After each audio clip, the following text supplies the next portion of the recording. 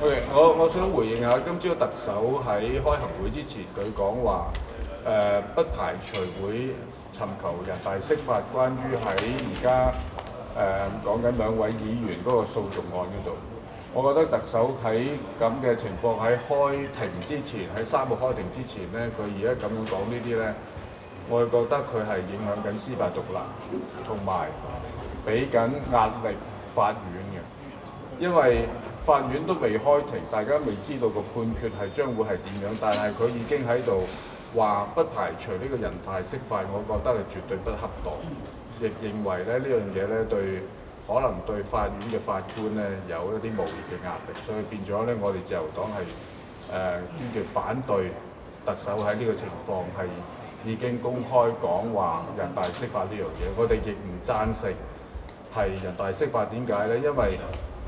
釋法係主要係講緊基本法裏邊嗰啲條文，而今次咧法院咧係審判緊係香港本地法律，係呢個宣誓及聲明條例裏邊19條或者21條裏邊嘅條文，所以根本對於係呢個基本法嚟講係冇乜關係嘅，所以變咗根本人大亦冇可能係釋法本地嘅法律，所以我覺得特首係完全係不恰當地係提呢個人大釋法。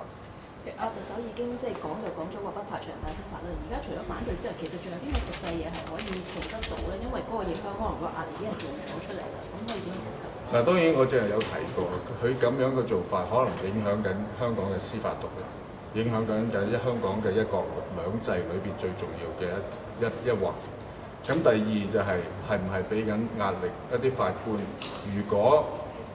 啲法官嘅裁決唔係政府所期望嗰個結果嘅話咧，即係特首就係不惜任何一切會去搞司法，呢個尋求呢個人大釋法，所以變咗香港係一個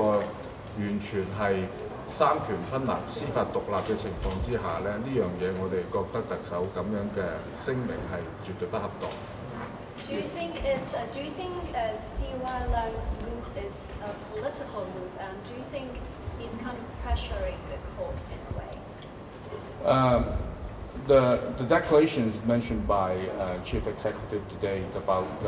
it might get the central government to have the interpretation of the law. I think before the court is actually open for the judgment. I think that is affecting the independence of the rule of law in Hong Kong and giving pressure to the judges on this particular case. So I think this is very inappropriate for the CE to do that. Is it a political move? Because, well, it's widely spreaded that he's seeking. Well, it can, for his. Why should he mention about that? It's probably a political decision from him, but that will definitely affect the rule of law in Hong Kong and the independence of